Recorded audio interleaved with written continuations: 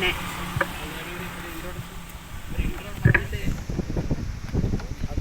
നിരാഹാര സമരസേനയ്ക്ക് വെള്ളം കൊടുത്ത് സമരം അവസാനിപ്പിക്കുന്നതിനായി പ്രശസ്ത സിനിമാതാരനും സാമൂഹ്യ പ്രവർത്തനമായ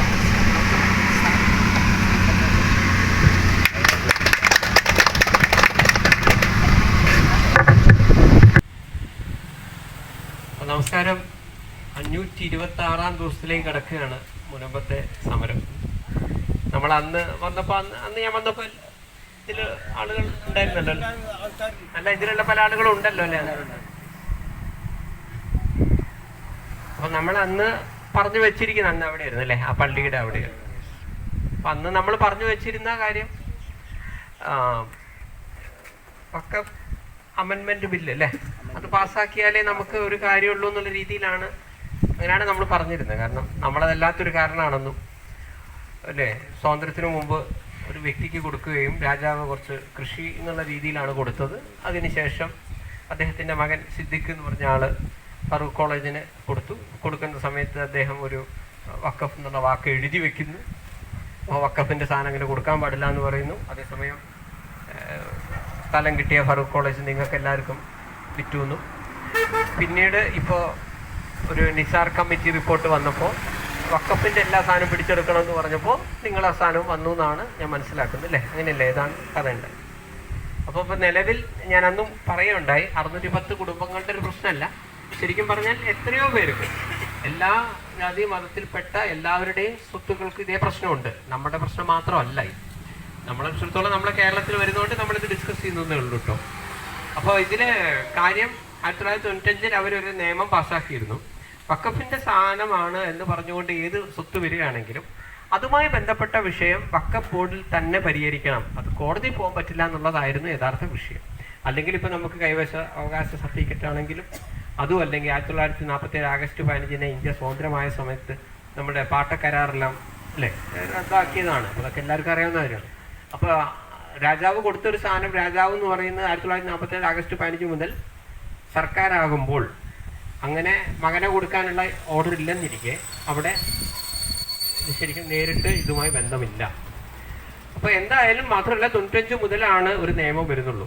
എങ്കിൽ ഇത് വഖഫിൻ്റെ ഭൂമി എന്നുള്ള രീതിയിൽ പറയാൻ പറ്റൂല. കാരണം അതിന് മുമ്പ് ഉണ്ടായ രജിസ്ട്രേഷനാണ്. അപ്പോൾ വീണ്ടും എന്തുകൊണ്ട് രജിസ്റ്റർ ചെയ്തു? വഖഫിൻ്റെ സാധനമാണെങ്കിൽ പിന്നെ രജിസ്റ്റർ ചെയ്യേണ്ട ആവശ്യമില്ല. അപ്പോൾ അങ്ങനെയാണെങ്കിൽ ഞാൻ അന്ന് നിങ്ങളോട് ഇങ്ങനെയാണ് പറഞ്ഞു വന്നിരുന്നത്. കാരണം നിങ്ങൾ കേസ് ഫയൽ ചെയ്യുകയാണെങ്കിൽ ഇതിൽ 1-ാം പ്രതിയായിട്ട് ചിലപ്പോൾ ഫറൂഖ് കോളേജ് വരും. കാരണം നിങ്ങൾക്ക് അവനവൻ്റേതല്ലാത്തൊരു സാധനം അല്ലേ, അവനവൻ്റേതല്ലാത്തൊരു സാധനം വേറെ ആൾക്ക് കൊടുക്കാൻ പാടില്ലല്ലോ. അവനവൻ്റെ പൊസഷനിലുള്ളതല്ലേ കൊടുക്കുന്നത്. ഇപ്പം നമ്മളൊരു സാധനം, ഒരു കാർ അടിച്ചു മാറ്റിയിട്ട് വേറെ ഒരു തന്നെ വിറ്റുവെങ്കിൽ ആ കാറ് മറ്റേ ആൾക്ക് തിരിച്ചു കൊടുക്കണം തീർച്ചയായിട്ടും. പക്ഷേ ഈ വാങ്ങിച്ചവൻ എന്ത് ചെയ്യും? അവനെ നഷ്ടപ്പെട്ടോ അവനെന്ന് പറയുമ്പോൾ പൊസഷൻ ഇല്ലാത്ത ഒരു സാധനം കൊടുത്തു എന്നതിൻ്റെ പേരിൽ കൊടുത്ത ആൾക്കെതിരെ ആ വ്യക്തിക്ക് കംപ്ലൈൻറ്റ് ചെയ്യാം. അങ്ങനെയുണ്ടല്ലോ. അല്ലാതെ അയാൾക്ക് കാറ് നഷ്ടപ്പെട്ടു എന്നത് മാത്രമല്ലല്ലോ. അപ്പം അങ്ങനെ വരുമ്പോൾ അതിൻ്റെ പ്രധാന 1-ാം പ്രതി എന്ന് പറയുന്ന ഈ കാര്യത്തിൽ ഞാൻ മനസ്സിലാക്കുന്ന ഫറൂഖ് കോളേജാണ്. കാരണം അവർക്കറിയാം നിങ്ങൾക്ക് അറിയില്ലല്ലോ എന്നൊരു കാര്യം. രണ്ടാമത്തത്, നിങ്ങൾക്ക് ഇതെല്ലാം രജിസ്റ്റർ ചെയ്ത് തന്ന രജിസ്ട്രാറാണ്. അയാൾക്ക് വിവരമില്ല, അല്ലെങ്കിൽ അയാൾ അതിനെക്കുറിച്ച് അറിയില്ല, അതും അല്ലെങ്കിൽ അയാൾ പിൻവാതിൽ നിയമനാണോ, ഇതൊന്നും നിങ്ങളുടെ വിഷയത്തിൽ പെടുന്നതല്ല. അപ്പോൾ ഒരു രജിസ്ട്രാർ ആയാലും ആരായാലും നിങ്ങൾക്ക് ഒരു സർക്കാർ സർവീസിൽ നിന്നും ഒരു ഓർഡർ അടിച്ചു തന്നു, നിങ്ങൾ വീടുണ്ടാക്കിക്കോ അല്ലെങ്കിൽ നിങ്ങൾ ഇന്ന ചെയ്തോ എന്ന് പറഞ്ഞ് നിങ്ങൾക്ക് തന്നിട്ടുണ്ടെങ്കിൽ അതിൻ്റെ ഉത്തരവാദിത്തം വില്ലേജ് ഓഫീസർക്കോ എക്സോ വൈയോ അല്ല. അതിൻ്റെ ഉത്തരവാദിത്തം സർക്കാരിനാണ്. അപ്പോൾ അത്യാവശ്യം വിവരമുള്ളവരെ സ്ഥാനത്തിരുത്തുക എന്നുള്ളത് സർക്കാർ ചെയ്യേണ്ട വിഷയമാണ്. അപ്പോൾ 2-ാം പ്രതി ഇതിൽ സർക്കാരാണ് വരിക. അത് ഇന്ന സർക്കാർ എക്സ് ഓർ വൈ ഇല്ല. സർക്കാർ എന്ന് പറഞ്ഞാൽ ആ സമയത്ത് ആരാണോ ഭരണത്തിലിരിക്കുന്ന ആ വ്യക്തി, അല്ലെങ്കിൽ അതുമായി ബന്ധപ്പെട്ടു. 3-ാം ഇതിൽ മാത്രമാണ് ശരിക്കും ഈ വഖഫ് ബോർഡ് എന്നുള്ള സാധനം വരുന്നത്. ഇത്രയാണ് നമ്മൾ അന്ന് പറഞ്ഞു നിർത്തിയത്. അപ്പോൾ അതിനുശേഷം വഖഫ് അമെൻമെന്റ് ബില്ല് നമ്മുടെ പാർലമെന്റിൽ പാസ്സാക്കിയെന്നാണ് ഞാൻ മനസ്സിലാക്കിയത്. അവിടെ മുതൽ എന്താ സംഭവിച്ചുള്ളത് എനിക്കൊന്ന് പറഞ്ഞല്ലോ. അവിടെ മുതൽ ബിബി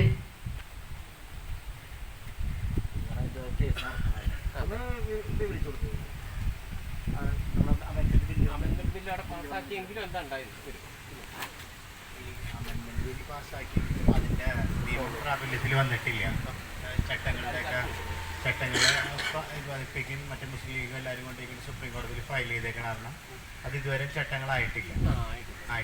അതുകൊണ്ട് ആ നിയമത്തിൽ പക്ഷെ അതുകൊണ്ടൊരു ഗുണം ഉണ്ടായെന്ന് വെച്ച് കഴിഞ്ഞാൽ സെക്ഷൻ 40 എന്ന് പറഞ്ഞ സാധനം എടുത്തോളം പുതിയ അമെൻമെൻറ്റ് ബില്ലിൽ സെക്ഷൻ 40 എടുത്തോളം. പക്ഷെ വഖഫ് ബോർഡ് ഒരു വസ്തു ഏറ്റെടുക്കുന്നതിന് മുമ്പ് ചെയ്യേണ്ട കുറച്ച് പ്രൊസീജിയർ ഉണ്ട്. അത് ഗസറ്റഡ് ലിസ്റ്റിൽ പ്രസിദ്ധീകരിക്കണം, അത് മറ്റേ സർവേ നടത്തണം, ഇവിടുത്തെ ആളുകൾക്ക് നോട്ടീസ് കൊടുക്കണം, അങ്ങനത്തെ കുറച്ച് പ്രൊസീജിയർ ഇതിനകത്ത് ചെയ്യേണ്ടതായിട്ടുണ്ട്. അപ്പോൾ അതവർ ചെയ്തിട്ടുണ്ടായിരുന്നില്ല. അപ്പോൾ ഈ സെക്ഷൻ 40 എടുത്ത് കളഞ്ഞാൽ ഇനി അവർക്ക് ചെയ്യാനും പറ്റില്ല. പിന്നെ അതുകൊണ്ട് സെക്ഷൻ 40 എന്ന് പറഞ്ഞാൽ വഖഫ് ബോർഡിന് ഏത് വസ്തു വേണമെങ്കിലും അവരുടെ ഇപ്പം അവർ വിചാരിക്കുകയാണ് അവരുടെ ആ വസ്തു അവരുടെ വിചാരിച്ച് അവർക്ക് ഒരു രേഖകളും വേണ്ട അവർക്ക് ക്ലെയിം ചെയ്യാൻ, ആ വസ്തുവിനെ ക്ലെയിം ചെയ്യാം. ആ സെക്ഷൻ 40 വെച്ചിട്ടാണ് നമ്മുടെ ഈ വസ്തുവിന് നോട്ടീസ് അയച്ചത് 440. അത് ഗവൺമെൻറ് എടുത്ത് കളഞ്ഞ് ഈ പുതിയ വഖഫ് അമെൻമെൻറ്റ് ബില്ലില്ല. അപ്പം അതുകൊണ്ട് ഇനി അവർക്ക് രണ്ടാമത് ഇങ്ങനത്തെ നോട്ടീസ് ഇഷ്യൂ ചെയ്യാനും പറ്റില്ല. അപ്പോൾ അതുകൊണ്ട് അത് കൂടാണ്ട് ഇപ്പോൾ ജനുവരി 18 സുപ്രീം കോടതി ഒരു വിധി പുറപ്പെടുവിച്ചിട്ടുണ്ട്. കഴിഞ്ഞ ജനുവരി 18. അതായത് മറ്റേ വഖഫ് ഈ ഗവൺമെൻറ് ഗസറ്റ് ലിസ്റ്റിൽ പ്രസിദ്ധീകരിക്കാത്ത ഒരു വസ്തു വഖഫ് ബോർഡിനെ ഏറ്റെടുക്കാനോ വഖഫ് ട്രൈബ്യൂണലിൽ പരിഗണിക്കാനോ പാടില്ലെന്നും പറഞ്ഞു. അപ്പോൾ ഞങ്ങളുടെ ഈ വസ്തു വഖഫ് അല്ലെന്നും പറഞ്ഞിട്ട് ഹൈക്കോടതി ഡിവിഷൻ ബെഞ്ചിൽ ഉത്തരവിട്ടായിരുന്നു. അതിനെതിരെ ഇപ്പോൾ സുപ്രീം കോടതിയിൽ വഖഫ് സംരക്ഷണ വേദി വഖഫ് ബോർഡും പോയേക്കാണ്. പക്ഷേ ഈ ജനുവരി 18 വന്നേക്കുന്ന വിധി ഞങ്ങൾക്ക് ഭയങ്കര അനുകൂലമാണ്. കാരണം എന്ന് വെച്ച് കഴിഞ്ഞാൽ ഞങ്ങളുടെ ഭൂമി ഇതുവരെ വഖഫ് രജിസ്റ്റർ മറ്റേ ഗസറ്റ് ലിസ്റ്റിൽ പ്രസിദ്ധീകരിച്ചിട്ടില്ല. അത്തരത്തിലുള്ള ഭൂമി ഇനി ഒരു തരത്തിലും വഖഫ് ബോർഡിനെ ഏറ്റെടുക്കാനും പറ്റില്ല. വഖഫ് ട്രൈബ്യൂണലിന് അതിൻ്റെ കേസ് കേൾക്കാനും പാടില്ല. അപ്പോൾ ഞങ്ങൾ പുതിയ കേസ് ഈ കോടതി തുറന്ന ശേഷം കൊടുക്കും. ഈ ജനുവരി 18 മറ്റേ സുപ്രീം കോടതിയിൽ വിധിയുടെ അടിസ്ഥാനത്തിൽ ഇവർക്ക് ചെയ്യാൻ പറ്റുന്ന ഒരു കാര്യം എന്ന് വെച്ച് കഴിഞ്ഞാൽ ഞങ്ങളിങ്ങനെ നീട്ടിക്കൊണ്ട് പോകാമെന്ന് മാത്രമാണ് അവർക്ക് ചെയ്യാൻ പറ്റുന്നത്. ഡിസംബർ 6 വഖഫ് രജിസ്റ്ററിൻ്റെ കാലാവധി കഴിഞ്ഞു. പുതിയ വഖഫ് പോർട്ടൽ വന്നു, ഉമീദ് പോർട്ടൽ എന്നും പറഞ്ഞു. അപ്പം നമ്മുടെ ഭൂമി വഖഫ് രജിസ്റ്ററിൽ കയറ്റി വെച്ചേക്കണായിരുന്നത്. അപ്പം ഇനി പുതിയ നിയമം വന്നതിൻ്റെ അടിസ്ഥാനത്തിൽ ഒരു വസ്തു ഉമീദ് പോർട്ടലിൽ ചേർക്കണമെങ്കിൽ അതിന് പൊസിഷൻ വേണം, അതിന് ഒരുപാട് പ്രൊസീജിയറെല്ലാം വേണം. അതുകൊണ്ട് ആ കാരണത്താലും പുതിയ രജിസ്റ്ററിൽ നമ്മുടെ ഭൂമി വെട്ടിട്ടില്ല. അപ്പം ഈ രണ്ട് കാരണം പുതിയ നിയമം വന്നതുകൊണ്ട് മാത്രമാണ് നമ്മൾക്ക് സാധിച്ചത്. അപ്പോൾ ഇതാണല്ലേ അതിനുശേഷം ഞാൻ അന്ന് വന്നതിന് ശേഷം ഉണ്ടായ ഒരു സംഭവം ഇതാണ്. അപ്പോൾ എനിക്കറിയാം, എന്നാലും കൂടുതൽ അല്ല ഇത് പരിപാടികൾ കാണുന്ന പുറമേ നിന്ന് കാണുന്ന ആളുകൾക്ക് എത്രമാത്രം ക്ലിയർ ആണെന്ന് അറിയില്ല. അപ്പോൾ എന്തായാലും വഖഫ് അമെൻമെൻറ്റ് ബില്ല് വന്നത് വലിയൊരു കാര്യമാണ്, വലിയ നേട്ടമാണ്. പക്ഷേ എന്നാലും ശാശ്വതമായി പരിഹരിക്കപ്പെടേണ്ടതുണ്ട് അല്ലേ. നാളെ വീണ്ടും ഞങ്ങൾ പറഞ്ഞ അതല്ല ഇതല്ല എന്ന് പറഞ്ഞാൽ നിങ്ങൾ വീണ്ടും വൈറലാവും. അപ്പോൾ അതുകൊണ്ട് നമ്മളെ സ്ഥലത്ത് നമുക്ക് ടാക്സ് അടയ്ക്കാനും അതേപോലെ വിൽപ്പന നടത്താനും ലോണാണെങ്കിലും മറ്റുള്ള എല്ലാ കാര്യങ്ങൾക്കും അതുപോലെ ഇപ്പോൾ കുടിവെള്ളത്തിൻ്റെ പ്രശ്നം ബാക്കിയുള്ള എന്തെങ്കിലുമൊക്കെ കാര്യങ്ങൾക്ക് അപേക്ഷിക്കേണ്ടി വരുമ്പോഴൊക്കെ ഇത് ഉള്ളതാണോ ഒറിജിനലാണോ എന്നുള്ള പ്രശ്നങ്ങളൊക്കെ നിങ്ങൾക്ക് വരാം. അതുകൊണ്ട് കംപ്ലീറ്റ് ആയി തീർത്ത് ഒരു സർക്കാർ ഉത്തരവ് ഉടനെ വരട്ടെ എന്ന് പ്രാർത്ഥിക്കുന്നു. എല്ലാവർക്കും നിങ്ങളുടെ നല്ല വളരെ അത്രയും ക്ഷമയും അതിൻ്റെ പിന്നിലുള്ള ഒരു പന്തലാണെങ്കിൽ പോലും ഒരു പന്തലും വെറുതെ വരില്ലല്ലോ, ഒരു മൈക്കാണെങ്കിൽ വെറുതെ കിട്ടില്ലല്ലോ. അപ്പം അതിൻ്റെയൊക്കെ പിന്നിൽ നിങ്ങളെ ജനങ്ങൾ ഇത്രയും ക്ഷമയോടെയും അതിനുള്ള അല്ലേ, അതുകൊണ്ട് നിങ്ങൾക്കൊക്കെ വളരെ അഭിനന്ദനവും ആശംസയും അറിയിക്കുന്നു. നിങ്ങളുടെ ക്ഷമ വളരെ വലുതാണ്. അപ്പോൾ മറ്റെന്തെങ്കിലും എന്നോട് പറയാനോ എന്തെങ്കിലും ഉണ്ടെങ്കിൽ പറയാം. ഞങ്ങളുടെ ആ ഭാഗത്ത് മലമ ബീച്ച് ഭാഗത്ത് കുടിവെള്ളത്തിന് ഇപ്പോൾ കുറേ നാളായി ഇങ്ങനെ ഞങ്ങൾ ബുദ്ധിമുട്ട് അനുഭവിച്ചുകൊണ്ടിരിക്കുന്നതിന് അതിനൊരു പരിഹാരം കണ്ടെത്തുന്നു. എന്താണ് അവിടെ ഇത് ഈ വിഷയത്തിലാണോ അതിന് മുമ്പ് തുടങ്ങിയത് 5-6 മാസമായി ഇപ്പൊ അങ്ങനെ ഒരു കൊല്ലോളായി ഒരു കൊല്ലോളായി ഈ സമരം അവിടെ തുടങ്ങി കഴിഞ്ഞിട്ട് കുറച്ച് നാള് കഴിഞ്ഞപ്പോഴാണ് പിന്നെ ഈ ജംഗ്ഷനിൽ നിന്ന് അങ്ങോട്ട് വെള്ളമില്ല. അതായത് വെള്ളം ശരിക്കും പറഞ്ഞാൽ സാധാരണഗതിയിൽ പൈപ്പ് ലൈനിലൂടെ ഗാർഹിക കണക്ഷനകത്ത് എല്ലാ വീടുകളിലും വളരെ ഈസി ആയിട്ട് വെള്ളം വന്നുകൊണ്ടിരുന്നതാണ്. അതായത് നമ്മുടെ ടോപ്പ് ഈ വിഷയം കാരണം നിങ്ങൾക്ക് പണി തരുന്നതാണോ എന്ന് സംശയിക്കേണ്ടി വരും. കാരണം എന്ന് വെച്ച് കഴിഞ്ഞാൽ ഒരു പ്രത്യേക ഏരിയയിൽ മാത്രം വെള്ളത്തിന്റെ പ്രശ്നം വരുന്നുണ്ട്, പൈപ്പിന്റെ പ്രശ്നം അല്ല അത്. അപ്പോൾ പല രീതിയിലും എന്താ പറയുക അവിടെ ഇവിടെയൊക്കെ എന്താ പറയുക നമ്മൾ പറയുന്ന സമരത്തിന്റെ പുറത്ത് അവിടെ വന്ന് പൈപ്പ് പൊട്ടിച്ച് റോഡ് പൊട്ടിച്ച് പൈപ്പ് ഇടുന്നു. ഇപ്പോൾ ഈ അടുത്ത് തന്നെ ആ 1-ാം വാർഡിൽ ഒരു റീസെൻ്റ്ലി ടാർ ചെയ്തൊരു റോഡാണ്, അത് കുത്തിപ്പൊളിച്ച് കുറച്ച് പൈപ്പ് ഇട്ട് തെരഞ്ഞെടുപ്പിന് മുമ്പ്, പഞ്ചായത്ത് തെരഞ്ഞെടുപ്പിന് മുമ്പ്. പക്ഷേ ആ തെരഞ്ഞെടുപ്പ് കഴിഞ്ഞതിന് ശേഷം പിന്നെ അതിനെക്കുറിച്ചൊരു വിവരമില്ല. അപ്പോഴും വെള്ളം വന്നിട്ടില്ല, ഈ കഴിഞ്ഞ ദിവസം ചെറായിൽ ഭാഗങ്ങളിൽ പൊട്ടിച്ചിട്ട് പൈപ്പിന് എന്തൊക്കെ ചെയ്യുന്നുണ്ടായിരുന്നു, അപ്പോഴും വെള്ളമില്ല. പലയിടത്തും പലതും ചെയ്യുന്നു എന്ന് കാണിക്കുന്നുണ്ടെങ്കിലും ഒരു ഏരിയ സത്യം പറഞ്ഞു കഴിഞ്ഞാൽ ഒരു ഏരിയ റെസ്ട്രിക്റ്റഡ് ആയിട്ട്, അതായത് നിങ്ങൾക്ക് വെള്ളം കിട്ടരുത് എന്ന രീതിയിൽ തന്നെയാണ് ഇവിടെ നടന്നുകൊണ്ടിരിക്കുന്നത്. പോട്ടെ, ഇപ്പം എന്താ നമുക്ക് ചെയ്യാൻ പറ്റുക? ഞങ്ങൾ പല സമരങ്ങളും ചെയ്തു. പിന്നെ അത് തന്നെയല്ല സാറേ, ഇവിടെ ഒരു 3 കൊല്ലത്തിന് മുമ്പ് ഒരു പാലം കൊണ്ടുവന്ന് പകുതിയാക്കി നിർത്തിയേക്കാണ്. 8-10 കോടി രൂപ മുടക്കിയിട്ട് 3 വർഷമായിട്ട് അതിലേക്ക് പിന്നെ തിരിഞ്ഞു നോക്കണത്. അപ്പോൾ ആ പാലം പൊളിച്ചുകളയേണ്ട അവസ്ഥയിലേക്ക് വരുത്തേക്കാണ്. ഈ വിഷയം തുടങ്ങിയതാണ്. കാരണം ജനങ്ങളുടെ ഇതൊന്ന് ശാശ്വതമായി പരിഹരിക്കപ്പെട്ടാലേ ഇതുപോലുള്ള പല പ്രശ്നങ്ങൾ ജനങ്ങളെ എങ്ങനെയാണ് ബുദ്ധിമുട്ടിക്കേണ്ടതെന്ന് വെച്ചാൽ അവർ ഇതിൽ മുഴുവനും ബുദ്ധിമുട്ടിപ്പിച്ചുകൊണ്ടിരിക്കുകയാണ്. പിന്നെ ഇതിനകത്ത് ഏറ്റവും വലിയ കാര്യം എന്ന് വെച്ച് കഴിഞ്ഞാൽ കുടിവെള്ളക്ഷാമം ഉണ്ടാകുന്ന സമയങ്ങളിൽ കഴിഞ്ഞ എൻ്റെയൊക്കെ ഒരു 9-10 പഠിക്കുന്ന സമയത്ത് ഞാൻ ആ സമയത്ത് സ്കൂൾ മറ്റത്തായിരുന്നു. എളങ്ങുന്നപ്പുഴ പഞ്ചായത്ത് ആ ഭാഗങ്ങളിലൊക്കെ ഫുള്ള് വാർഡിൽ വെള്ളക്ഷാമം ഉണ്ടായി. ഓക്കെ, ആ സമയത്ത് ഓരോ വാർഡിലും പഞ്ചായത്ത് മുന്നിട്ടിറങ്ങിക്കൊണ്ട് ഓരോ ടാങ്കറിൽ വെള്ളം അടിച്ച് അവരുടെ കുടിവെള്ളക്ഷാമം താൽക്കാലികമായിട്ട് പരിഹരിക്കാൻ പറ്റി. പക്ഷേ ഇവിടെ കുടിവെള്ളക്ഷാമം ഉണ്ടായിട്ട് ഇത്രയും നാളായിട്ടും പഞ്ചായത്ത് ഇടപെട്ടിട്ട് ഒരു ടാങ്കർ ലോറിയിൽ ഒരു വെള്ളം അടിക്കാൻ പോലും അവർ തയ്യാറായിട്ടില്ല. ഒരു മെയിനായിട്ടുള്ള കാര്യം ഇതൊക്കെ കൂടി വായിക്കുമ്പോഴാണ് ഈ വാർഡിനെ അവഗണിക്കുക അല്ലെങ്കിൽ ഈ ഭാഗത്തെ അവഗണിക്കുകയാണെന്ന് തോന്നാൻ കാര്യമാണ്. പഞ്ചായത്തിന് ചെയ്യാൻ പറ്റുന്ന ഏറ്റവും വലിയ ഈസി ആയിട്ടുള്ള കാര്യം, ഓക്കെ, പൈപ്പ് കണക്ഷൻ്റെ പ്രശ്നങ്ങളോ കുടിവെള്ള പ്രശ്നങ്ങളോ താൽക്കാലികമായിട്ട് എന്തെങ്കിലും ആയിക്കോട്ടെ, പക്ഷേ ടാങ്കർ ലോറിയിൽ വെള്ളം അടിക്കാൻ പറ്റുന്നത് പഞ്ചായത്തിന് പറ്റുന്ന കാര്യമാണ്. പക്ഷേ ഇതുവരെ അത് ചെയ്തിട്ടില്ല. ഇവിടെയുള്ള ഓരോ ജനങ്ങളും അവരുടെ കയ്യിലെ കാശ് കൊടുത്ത്, എന്നുവെച്ചാൽ കഞ്ഞിക്കും ചായക്കും ഈ പറയുന്ന ബാത്റൂമിൽ പോകാൻ വേണ്ടിയിട്ടും വെള്ളം ഇല്ലാതാകുമ്പോൾ അവർ സ്വന്തം കയ്യിൽ നിന്ന്, എല്ലാവരും ഒന്നും അല്ല ഇവിടെ ഇരിക്കുന്നത്, എല്ലാവരും മത്സ്യത്തൊഴിലാളികൾ അങ്ങനെയുള്ള ആൾക്കാരാണ്. അവർ ആ കയ്യിൽ നിന്നുള്ള നിസ്സാര പൈസ കൊടുത്തിട്ട് വാട്ടർ പ്രൈവറ്റായിട്ട് അടുപ്പിച്ചിട്ടൊക്കെയാണ് പലരും ചെയ്യുന്നത്. കാര്യം മനസ്സിലായി. തന്നെയല്ല, ഒരു അംഗൻവാടി ഉണ്ട് ഇവിടെ 5 കൊല്ലമായി പൊളിച്ചിട്ടുണ്ട്. ഈ പ്രശ്നത്തോടെ അത് ആ ചേച്ചിയുടെ വീട്ടിൽ അഭയം കൊടുത്തേക്കണ 10-15 പിള്ളേരെ പഠിപ്പിച്ചു. അതായത് അന്ന് മുതൽ നിങ്ങൾ ശരിക്കും ബാക്കി എല്ലാ കാര്യങ്ങളും ടാർഗറ്റ് ചെയ്യാണ്. ആളുകൾ പോകാൻ വേണ്ടിയിട്ട് അവരുടെ രീതിയാണ് ഇപ്പോൾ ഇവിടെ തുടർന്നുകൊണ്ടിരിക്കുന്നത്. ആൾക്കാർ പോയിക്കൊണ്ടിരിക്കുകയാണ്. കാരണം ഭൂമിയുടെ പ്രശ്നം അത് കിട്ടാൻ വേണ്ടിയില്ല, വെള്ളം ഇല്ലാണ്ടാകുമ്പോൾ തന്നെ കഴിഞ്ഞില്ല എല്ലാ പരിപാടി. മാത്രമല്ല ഞാൻ പറയുന്നത്, എന്തെങ്കിലും ഇപ്പൊ എപ്പോഴെങ്കിലും എന്തെങ്കിലും കിട്ടിയതുകൊണ്ട് കാര്യമില്ലല്ലോ, ശാശ്വത പരിഹാരമല്ലോ. അപ്പൊ ഏതായാലും എത്രയും പെട്ടെന്ന് ഈ വിഷയങ്ങളൊന്ന് തീരട്ടെ. പിന്നെ നമുക്കൊക്കെ എന്തൊക്കെ പരിമിതികളുണ്ട്, എന്തെങ്കിലും എന്റെ പരിമിതി നിന്നുകൊണ്ട് എന്തെങ്കിലും ചെയ്യേണ്ട കാര്യം. മെയിനായിട്ടുള്ള മാധ്യമങ്ങളെയൊക്കെ വിളിക്കുമ്പോൾ അവർ പറയണമെന്ന് പറഞ്ഞാൽ ഞങ്ങൾ സർക്കാരിനെതിരെ കൂടുന്നു പറഞ്ഞത്. സർക്കാരിനെതിരെ കാരണം അവരുടെ പരസ്യം കൊണ്ടൊക്കെയാണ് ഇവർ ജീവിച്ചു പോകുന്നത്. അവർ അങ്ങനെയാണ് പറയുന്നത്. കാരണം ഇവിടെ റിപ്പോർട്ട് ചെയ്യാൻ പറ്റില്ലെന്ന് പറഞ്ഞത് ഇങ്ങനെ കിടന്നോട്ടെ എന്നുള്ള എല്ലാവരും ഒരു അല്ല. ഇതിലിപ്പോ എന്താ സംഭവിക്കുന്നത്, നമ്മളിപ്പോ കയറില്ലാതെ കെട്ടിടുക എന്ന് പറയുന്ന ഒരു അവസ്ഥയിലായിരിക്കും നിങ്ങളുടെ അവസ്ഥ വരും. അല്ല, കഴിഞ്ഞാൽ നമ്മള് പ്രത്യേകിച്ച് റിസൾട്ട് ഒന്നുമില്ല, അതേസമയം വേറെ പ്രശ്നമൊന്നുമില്ലല്ലോ, നിങ്ങൾ ഇങ്ങനെ ചെയ്തോ അങ്ങനെ ചെയ്തോ. പക്ഷെ നിങ്ങൾ നേരത്തെ പറഞ്ഞോണം വേറെ ഒരു കാര്യം നടക്കുന്നില്ല, നിങ്ങൾക്ക് ഒരു ബാങ്കിൽ ലോൺ ഇല്ല, നിങ്ങൾക്ക് വിൽപ്പന നടക്കുന്നില്ല, അങ്ങനെയൊക്കെ പറയുമ്പോൾ ഉണ്ടാകുന്ന ബുദ്ധിമുട്ട്. പിന്നെ ഇതിനകത്ത് ഏറ്റവും വലിയ കാര്യം എന്ന് വെച്ചാൽ മുഖ്യമന്ത്രിയുടെ ഒരു നമ്പറിൽ വിളിച്ചു കഴിഞ്ഞാൽ നിങ്ങൾക്ക് അപ്പം തന്നെ പരിഹാരം മറ്റേ വാട്സപ്പിൽ മെസ്സേജ് ചെയ്താൽ മതി, നിങ്ങളുടെ പ്രശ്നങ്ങൾ അറിയിച്ചു കഴിഞ്ഞാൽ ഉടൻ തന്നെ പരിഹാരം എന്നൊക്കെ പറഞ്ഞു. ഇവിടെ നിന്നുള്ള പലരും വിളിച്ച് സംസാരിക്കുകയും ചെയ്തിട്ടുണ്ട്, പലരും മെസ്സേജ് വാട്സപ്പിലൂടെ അയക്കുകയും ചെയ്തിട്ടുണ്ട്. പക്ഷേ ഈ നിമിഷം വരെയും അതൊന്ന് അഡ്രസ്സ് ചെയ്യാൻ ഇവരുടെ ഈ പറയുന്ന ഭരണപക്ഷത്തിന് സാധിച്ചിട്ടില്ല, ഈ നിമിഷം വരെയും. അപ്പോൾ പിന്നെ എന്തിനാണ് ഈ പറഞ്ഞ ഒരു പ്രവർത്തനം എന്ന് പറഞ്ഞ രീതിയിൽ ഇങ്ങനെയുള്ള സാധനങ്ങൾ കാണിച്ചു വെക്കുന്നതെന്നാണ്. അപ്പോൾ ഏതായാലും അല്ല, നമുക്കൊക്കെ നമ്മുടെ പരിമിതികളുണ്ട്, എന്നാലും കൂടുതൽ ജനങ്ങളിലേക്ക് എത്തിക്കുകയും ഇത് അല്ലേ കൂടുതൽ ജനകീയമാക്കുക എന്നുള്ളത് മാത്രമേ നമ്മളിലേക്കൊക്കെ ചെയ്യാനുള്ളൂ. അപ്പോൾ ഏതായാലും നിങ്ങൾ ഇതുവരെയുള്ള ക്ഷമയും ഇത്രയും ദിവസം ഞാൻ പ്രത്യേകിച്ച് അന്ന് ഞാൻ വന്നിട്ട് ഇപ്പോൾ തന്നെ 1 കൊല്ലം. അപ്പോൾ എല്ലാവർക്കും എല്ലാവരും ആശംസയും നേരുന്നു. എത്രയും പെട്ടെന്ന് വിഷയം പരിഹരിക്കട്ടെ. എന്തെങ്കിലും ഞാനായിട്ട് ചെയ്യേണ്ട ചെറിയ കാര്യങ്ങളുണ്ടെങ്കിൽ ഞാൻ ചെയ്തു തരാം. ശ്രദ്ധയിൽപ്പെടുത്തിയാൽ മതി. കൂടുതൽ ജനങ്ങളിലേക്ക് എത്തിക്കുക എന്നുള്ളതല്ലേ നമുക്ക് പറ്റും. അപ്പൊ ശരി, എല്ലാവർക്കും ആശംസകൾ. ബഹുമാനപ്പെട്ട അധ്യക്ഷൻ, ഈ സമരപന്തലിൽ ശ്രീമാൻ സന്തോഷ് പട്ടേൽ അവർ 2ാമത്തെ പ്രാവശ്യമാണ് ഈ സമരപന്തലിൽ വരുന്നത്. ഈ സമരത്തോട് വളരെയധികം ആത്മാർത്ഥതയും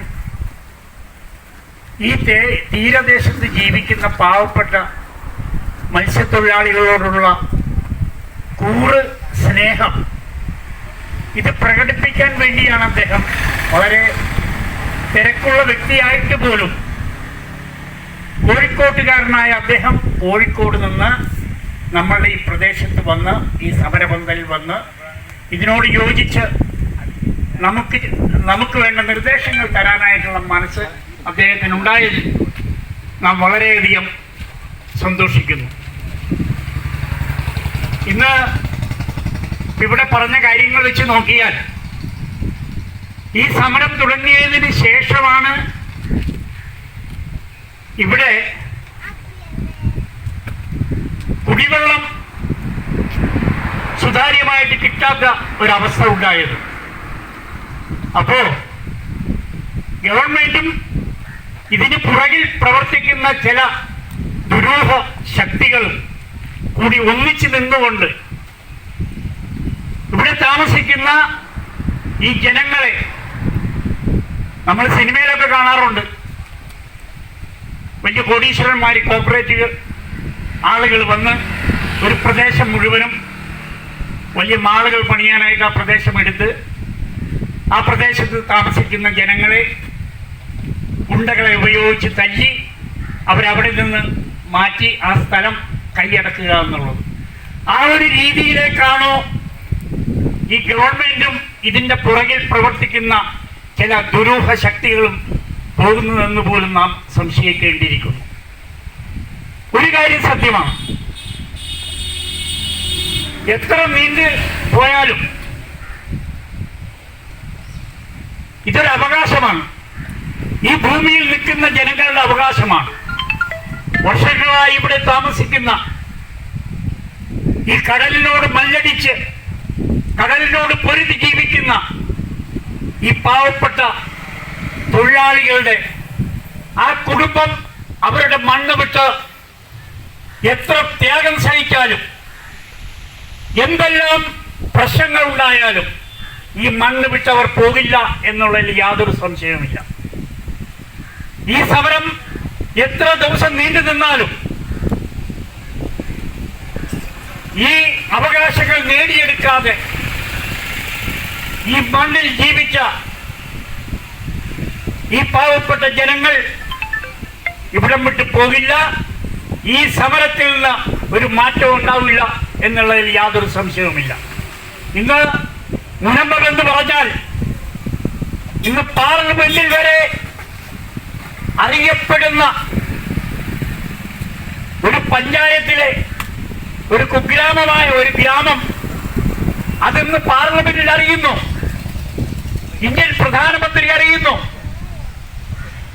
ഈ വാർഡിൽ നിന്നും BJP സ്ഥാനാർത്ഥിയായിട്ട് ജയിച്ച ശ്രീമാൻ കുഞ്ഞുമോൻ ഡൽഹിയിൽ പോയി നരേന്ദ്രമോദിയായിട്ടിരുന്ന് ചായ കുടിച്ചു, സംസാരിച്ചു. സമരത്തെക്കുറിച്ച് സംസാരിക്കാനായിട്ടുള്ള ഭാഗ്യമുണ്ടായി ഈ ഗ്രാമത്തിൽ. ഈ ഗ്രാമം ഇന്ന് ലോകം മുഴുവനും ഉള്ള ജനങ്ങൾ അറിയുന്നതായി വന്നു. ഇതൊക്കെ ഒരു മഹാസംഭവമാണ് ഇവിടെ നടന്നുകൊണ്ടിരിക്കുന്നത്. അതുകൊണ്ട്